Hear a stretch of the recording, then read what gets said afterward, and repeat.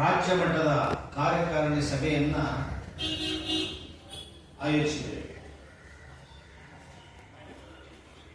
ಸಂಸದ ರಾಜ್ಯ ಕಾರ್ಯಕಾರಿಣಿ ಸಭೆ 25/8/2025 10:30 ಬೆಳಿಗ್ಗೆ ಆರಂಭ ಆಗ್ತದೆ. ಅದೇ ಸ್ಥಳದಲ್ಲಿ RPIB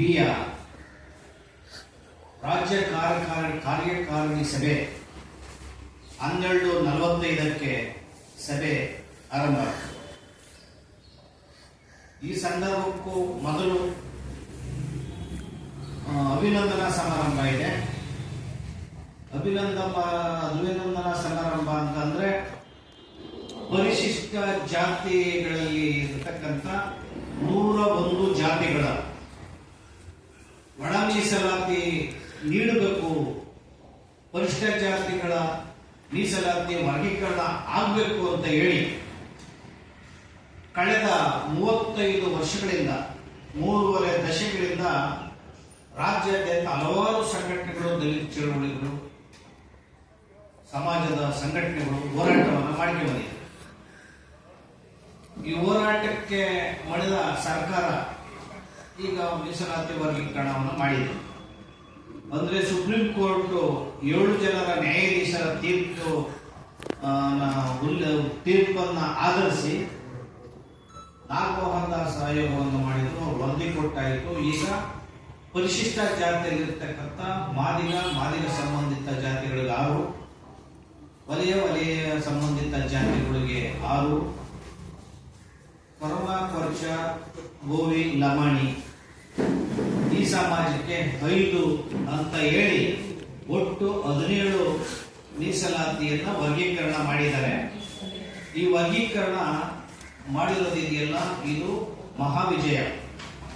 ಆದ್ದರಿಂದ ಅಭಿನಂದನೆಯನ್ನ ಹೋರಾಟ ಮಾಡುವವರಿಗೆ ಮತ್ತು ಸುಪ್ರೀಂ ಕೋರ್ಟ್ಗೆ ಮತ್ತು ಸರ್ಕಾರಕ್ಕೆ ಅಭಿನಂದನೆಯನ್ನ ಹೇಳಬೇಕು ಅಂತ ಈ ಸಭೆ ಆರಂಭ ಆಗೋದಕ್ಕೆ ಮೊದಲು ನಾವು ಕಾರ್ಯಕ್ರಮವನ್ನ ಸೋಮವಾರ 25/8/2025 11:30 ಹೇಳಿದ್ದೀವಿ. ಮತ್ತೆ ಈ ಸಂದರ್ಭದಲ್ಲಿ ಅತ್ಯಂತ ಮುಖ್ಯವಾಗಿ ಹೇಳಬೇಕು ಅಂದ್ರೆ 2 ಅಂಶಗಳು. ಒಂದನೇದು ಪರಿಶಿಷ್ಟ ಜಾತಿಯಲ್ಲಿರ್ತಕ್ಕಂಥ 101 ಜಾತಿಗಳು ಹೋರಾಟ ಮಾಡುವಂತ ಸಂದರ್ಭದಲ್ಲಿ ಸ್ವಲ್ಪ ಐಕ್ಯತೆ ಆಗಬೇಕಾಗಿದೆ, ಒಟ್ಟಾಗಬೇಕಾಗಿದೆ.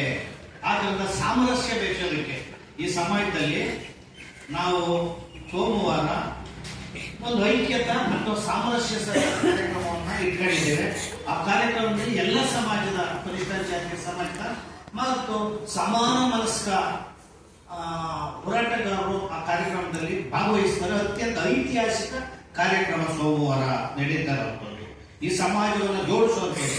ಇವರು ಒಟ್ಟಾಗಿ ಹೋಗ್ಬೇಕಂದ್ರೆ ಬಾಬಾ ಸಾಹೇಬ್ ಅಂಬೇಡ್ಕರ್ ಅವರ ತತ್ವ ಸಿದ್ಧಾಂತಗಳಲ್ಲಿ ಏನು ಹೋರಾಟ ಮಾಡ್ಕೊಂಡು ಬಂದಿದ್ವಿ, ಆ ರಥವನ್ನ ಮುಂದೆ ಎಳಿಬೇಕಾಗಿದೆ. ಎಳಿಬೇಕಾದ್ರೆ ಎಲ್ಲ ಒಟ್ಟಾಗಬೇಕು. SC, ST, OBC, ಧಾರ್ಮಿಕ ಅಲ್ಪಸಂಖ್ಯಾತರು, ಇತರೆ ಪ್ರಗತಿಪರರು ಮತ್ತೆ ಸಮಾನ ಮನಸ್ಕರ ಹೋರಾಟ ಒಟ್ಟಾದ್ರೆ ಈ ನಾಡಿನಲ್ಲಿ ಈ ನಾಡನ್ನು ಅಭಿವೃದ್ಧಿ ಮಾಡುವಂಥದ್ದು ಮತ್ತೆ ಕಟ್ಟಕಡೆಯ ಸಮಾಜಗಳನ್ನ, ಅಸಮಾನ ಸಮಾಜಗಳನ್ನ ಸಮಾನದೆಡೆಗೆ ತರುವಂತ ಕೆಲಸ ಆಗಬೇಕು ಅಂತಂದ್ರೆ ಒಟ್ಟಾಗಬೇಕು. ಈ ಒಟ್ಟಾಗದ ಹೊರತು ನಿಮ್ಮ ಉದ್ದೇಶಗಳು ಈಡೇರಕ್ಕೆ ಸಾಧ್ಯ ಇಲ್ಲ, ಜ್ವಲಂತ ಸಮಸ್ಯೆಗಳು ಈಡೇರಕ್ಕೆ ಸಾಧ್ಯ ಇಲ್ಲ.